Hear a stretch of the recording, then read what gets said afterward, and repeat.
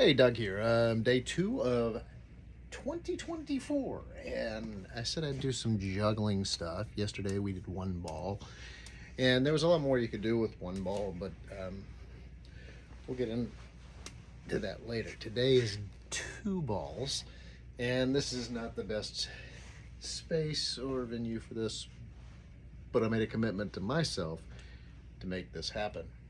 So, two balls. What can you do with two balls?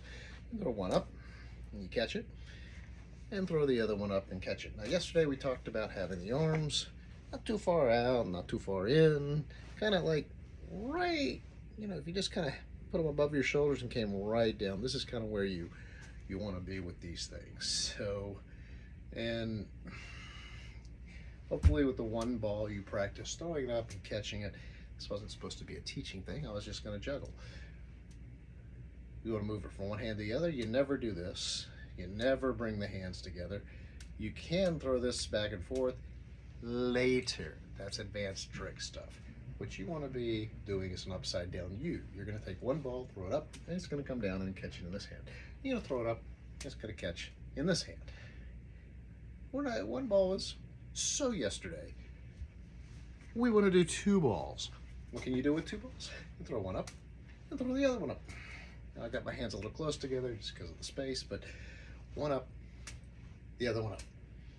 You can practice doing that if you want.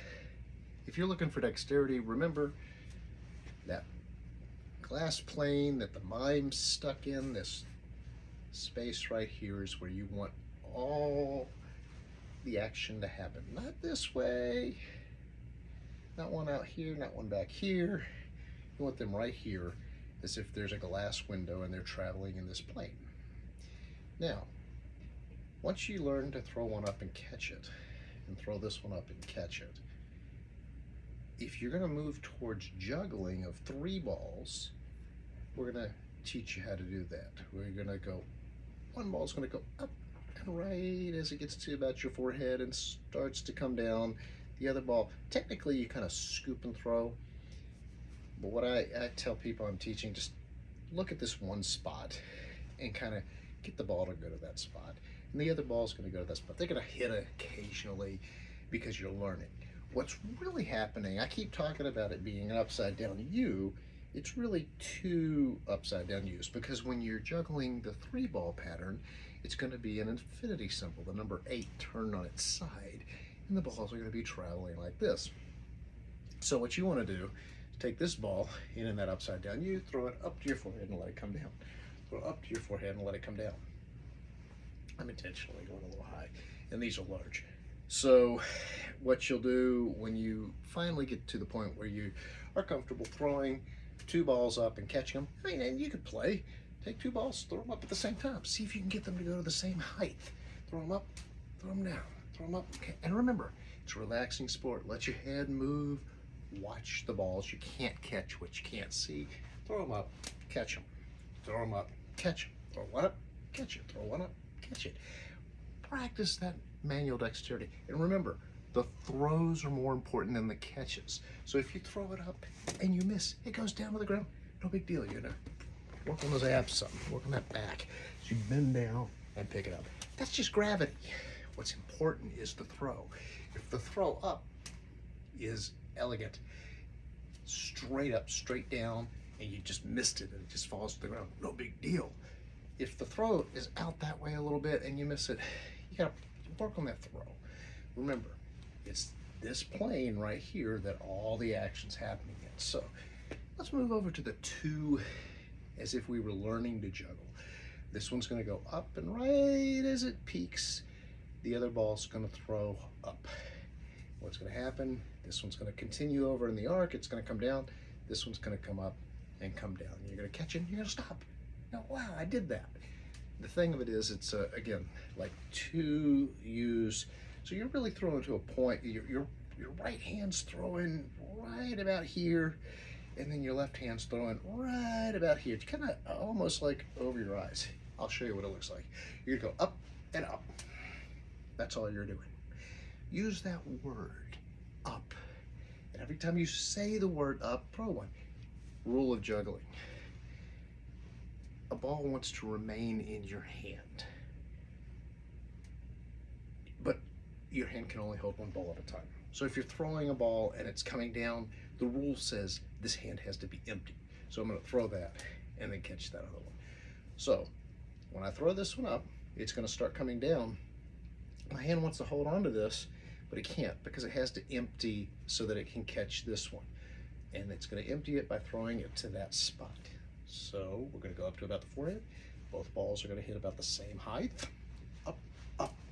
Use that word. It'll set the rhythm for what you're supposed to be doing. Say the word up, and when you say up, throw. Up, up. It's about like that. And then stop. Don't keep going. Don't go up, up, and try to keep going. Because you're really doing a 3-ball pattern here that's just a missing ball. Kind of an invisible ball. So it would really be up, up, up. Notice that the 3rd ball went that way. Up, up, up. Up, up, up. That's what you're going to get at. But right now, what you want to do is up, up, stop. When you're comfortable with that, starting with your dominant hand, up, up, stop. Start with your non-dominant hand. Up, up, stop. And what you're going to notice is that when you start with your non-dominant hand, you're going to panic. And the one ball is going to go up, and then this ball is going to shoot way over there. It's okay, it's exercise. Go get it, bring it back. And just go up, up, stop. Up, up, stop. Make sure you put that pause in there. Otherwise, you're training a muscle memory against something that's not going to match what the next step is. Now, that's your learning how to juggle. You did the 1. You learned how to go back and forth. Now you've got the 2 where you go up, up, pause. Make sure the pause is in there. Up, up, stop. Occasionally start with your non-dominant hand. Up, up, stop. Go for consistency. You're looking for 2 consistent upside down U's. There's they're just slightly offset. Now, once you get into that and you start to get dexterous with this, you can learn how to do things like juggling 2 in one hand. Now, if you're juggling 2 in one hand, a lot of people will do this. It's just hard to do with this. A lot of people will start off trying to do it like this. And this is a really awkward motion. And you're gonna think back to what Doug was saying with this plane. If the plane is right here, why are you doing it like this? Doesn't make sense. It's not a natural motion. Remember, juggling is about creating space and time. And if you're doing a motion like this, it's natural. It's more natural to go from the inside out. So if you've got 2 balls in one hand, kind of do this number. And there's another reason you want to do this. So from the inside out, going this way, you're going to do that in both hands, but the left hand is going to go counterclockwise, like this. Now I don't have 4 balls on me right now. I'd show you. What's going to happen is when you get 2 balls in this hand, 2 balls in this hand, you're going to alternate them and they're going to look like this. That's how you do 4 balls. It's an illusion. It's really just 2 balls in this hand and 2 balls in this hand. But because you're rotating inside and out like this, they're overlapping. It looks like this mess in the air of 4 balls. Even numbers are always going to be left and right hand. Odd numbers will be like that infinity symbol on its side. You get some jugglers arguing, no, I can juggle 4 like this, crisscrossing my hands. It's really 5 balls with just 1 missing. Mathematically speaking, you can't do it. You can't have an even number crossing without them hitting eventually. Just won't, it doesn't work. Yes, you could take 4 balls and maneuver them around like this, but there's really an invisible 5th ball there making that happen. Even numbers are just 2 in this hand, 2 in this hand. Remember, your plane's like this, and you can practice it a couple of different ways. You can go inside out. This is the most natural way to do it. Throw up. And the way to make that work, pick a point right here, kind of scoop your hand and throw to it. Very similar to what you're doing when you're doing the juggling pattern. So you'll notice the hand comes out like this and kind of throws over that way. And that way the ball moves and it keeps carrying over as that second ball comes in. So you're doing this. just juggling like that. Now, you could go the other way. It's a little less natural, and you're kind of forcing your arm to move more, and it doesn't have any visual benefit to doing it. It's a lot of fun sometimes to mess your patterns around, but the other way, a lot of people, when they're trying to do two in one hand, they do columns. So you kind of pick 2 points there, and you're going to go throw one up, move your hand over, throw the other up, and then come down and catch it.